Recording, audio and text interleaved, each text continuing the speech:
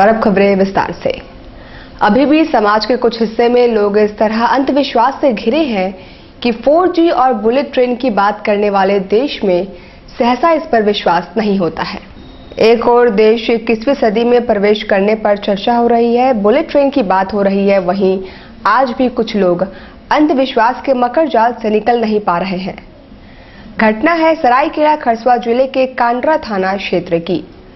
यहां तुनसा गांव में रविवार की रात्रि एक 24 वर्षीय युवक को सांप ने डस लिया। उसके परिजन व ग्रामीणों ने बजाय डॉक्टर को दिखाने के ओझा गुनी और झाड़ फूंक कराने पर विश्वास किया और नतीजतन युवक की जान चली गई। इतना ही नहीं, मृतक के शव का अंतिम संस्कार करने के बजाय उन्होंने पुरानी मान्यता के अनुसार केले के पत्ते का नाव बनाकर स्वर्णरेखा नदी में शव को बहा दिया। उनका मानना है कि सर्पदंश के शिकार व्यक्ति को जीवन वापस मिल जाएगी।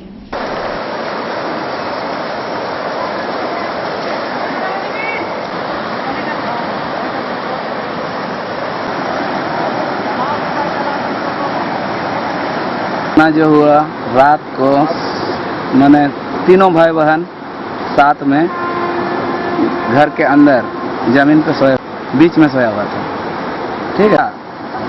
और वहाँ घुसा घर में और घुस के उसको किस तरह डांसा, ऐसा जगह डांसा जो कि कमर के ऊपर में है। वैसे तो हॉस्पिटल बाद में पहुँचाए, फर्स्ट में हम लोग के नज़दीक में डुमरा गांव है। डुमरा गांव में बहुतों आदमी अच्छा हुआ है जो कि सांप डसने से वहाँ पर झाड़ फूंक है, दवा भी खिलाता है। दवा जब वहाँ पर खिलाया ना, दवा को दो बार उल्टी किया। उसके बाद उल्टी करने के बाद झाड़ फूंक हुआ। झाड़ फूंक करने के बाद वो अच्छा आदमी के तरह बतियाने लगा, सबसे बात किया। साथ में अपना फादर था उसका, उससे भी बात किया।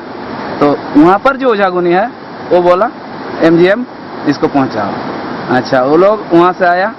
उसके बाद हमसादा गया। हमसादा में वहाँ भी झाड़ फूंक करवा के वहाँ से MGM के लिए रवाना। और MGM पहुँचते ही मतलब थोड़ा वहाँ मतलब गेट नहीं पहुँच पाया कि इसका जान निकल गया। तो आदमी को तो हम लोग पोस्टमार्टम नहीं करवाएंगे। हम लोग अगले पूर्वज से सुने हैं कि जो सांप डस के मरता है उसको पानी में ढा दिया जाता है। तो उसी तरह हम लोग सामाजिक तौर पर ये जो बनाए, लाल झंडी दिए, उसके ये ऊपर में केला का पत्ता है या केला का पेड़ भी लगाया जाता है। और उसी तरह करके हम लोग पूरा ग्रामीणों द्वारा इसको यहाँ कल करीबन 8 बजे इसको यहाँ छोड़ दिए। लगातार बारिश से खरकई व स्वर्णरेखा नदियों में जलस्तर में तेजी से वृद्धि हुई और दर्जनों स्थान पर बाढ़ का पानी घरों में घुस आया। 3 दिनों से लगातार बारिश के बाद जैसा कि आशंका जताई जा रही थी, दोनों नदियों के जलस्तरों में तेजी से वृद्धि हुई और तटवर्ती क्षेत्रों के सैकड़ों घरों में बाढ़ का पानी घुस गया। इससे भारी संख्या में लोग पलायन को मजबूर हो गए। स्वर्णरेखा और खरकई के जलस्तर ने खतरे की सीमा को लांघ लिया और बाबूडीह, गोविंदपुर, मानगो, कपाली, बागबेड़ा सहित विभिन्न स्थानों पर बाढ़ की स्थिति उत्पन्न हो गई। हालांकि प्रशासन ने पहले ही निचले इलाकों में रहने वालों को सचेत कर दिया था। शहर व आसपास इस वर्ष दूसरी बार लोग बाढ़ की विभीषिका झेलने को मजबूर हैं। विभिन्न इलाकों में सैकड़ों की संख्या में घर जलमग्न हो गए हैं और लोगों ने राहत शिविरों में पनाह ली है। बाजू में जैसे गली वगैरह में नीचे जो मकान है उसमें अंदर पानी चले गए और ये पुल भी काफ़ी जर्जर हालत में, पुरानी पुल हो चुकी है। यहाँ तो आने जाने में बहुत परेशानी होती है। जैसा अभी थोड़ी देर कबल यहाँ से पार होना मुश्किल था, अभी थोड़ा सा पानी नीचे ढला हुआ है। सुबह से ऐसे ही बना हुआ था, पानी काफ़ी ज़्यादा और तेज़ बढ़ रही है। पानी घरों के अंदर भी पानी जा चुके हैं। जो नीचे में मकान है उनके तो काफ़ी अंदर पानी जा चुके हैं। गलियों में पानी है, लोगों को आने जाने में बाधा हो रहा है। मात्र एक ही पुल है जो यहाँ मेन पुल है। ये सब डूबा हुआ है अभी जी। और हम लोग ड्यूटी से आना जाना करते हैं, 9-10 बजे रात में आते जाते हैं। पानी पूरा फुल हो जाता है तो हम लोग उधर ही रहना पड़ जाता है, भूखे प्यासे उधर ही रह जाते हैं। कभी कभी आना पड़ता है। शहर से जोड़ने वाला मात्र एक ही पुल है। हाँ, एक ही पुल है। ईचागढ़ के कई गांव जंगली हाथियों के भय से पीड़ित हैं। वे भय में समय व्यतीत करने को मजबूर है, साथ ही फसल भी रौंद डाले गए हैं। ईचागढ़ के पीलित रघुनाथपुर के साथ साथ दर्जनों ऐसे छोटे बड़े गांव हैं जहां के ग्रामीण जंगली हाथियों के प्रकोप का शिकार हो रहे हैं। हाथियों के झुंड ने उनके फसल को तो नष्ट कर ही डाला है, साथ ही घरों को भी क्षतिग्रस्त कर दिया है। ग्रामीण दिन रात भय के माहौल में जीने को बेवश हैं। हाथियों का झुंड जो कि 1 दर्जन के करीब है, वे तकरीबन हर रात्रि को विभिन्न गांवों में प्रवेश करते हैं। खाने के तलाश में वे खेतों को भी नष्ट करने लगे हैं। मंगलाहाट दुकानदारों को उस समय थोड़ी राहत मिली जब प्रशासन ने उनसे कहा कि पहले वे खुद में एकजुटता दिखाएं, तभी कोई विचार किया जा सकता है।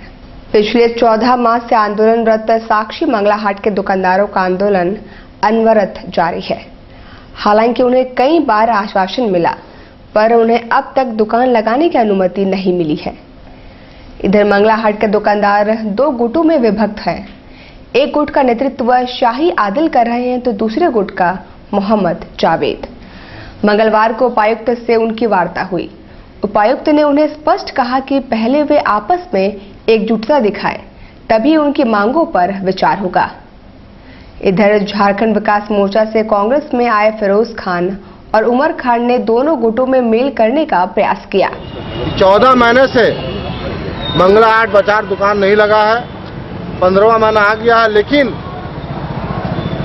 हर घर में राशन नहीं था, कहीं पर चूल्हा नहीं जल रहा है, कितना बच्चा का एडमिशन कट गया, स्कूल में पढ़ नहीं पा रहा है। लेकिन कल डॉक्टर अजय कुमार जी से परसों हम लोगों ने कहा था कि आप बात कीजिए।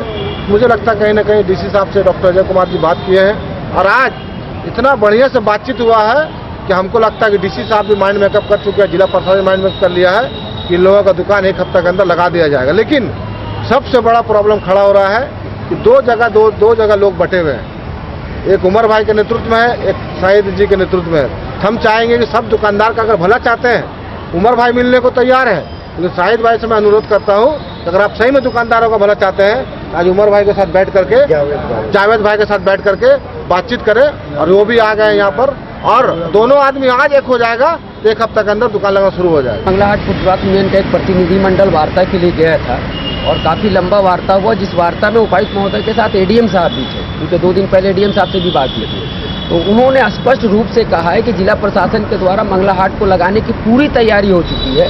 लेकिन जो सबसे बड़ा अड़चन है कि मंगलाहाट जो है वो 2 गुट में बटा हुआ है और इस वार्ता में जो है साथ में फिरोज खान भी थे। तो डीसी महोदय ने कहा कि आप लोग बाहर में एक जगह एक प्लेटफॉर्म पर आ जाइए, आप लोग आपस में वार्ता कर लीजिए। अगर आप लोग एक हो जाइएगा तो मंगलाहाट हम अगले हफ्ते से लगाने का परमिशन आपको दे देंगे। और हम लोग जब वार्ता करके बाहर आए तो इत्तेफाक से जो है दूसरा गुट के जो अपने आप को अध्यक्ष कहते हैं शाही आदिल, वो भी यहीं डीसी ऑफिस के प्रांगण में थे। तो फिरोज भाई ने आगे बढ़कर उनसे कहा कि डीसी महोदय से ये वार्ता हुआ है। तो उन्होंने स्पष्ट रूप से ये कहा शाही आदिल ने कि हमको मंगलाहाट से कोई लेना देना नहीं है, मंगलाहाट लगे या ना लगे हम किसी से मिलने वाले नहीं हैं। वहीं दूसरी ओर साक्षी में मंगल बाजार लगाने की घोषणा के मद्देनजर साक्षी बाजार में प्रशासन ने बड़ी संख्या में सुरक्षा बल की तैनाती की गई थी।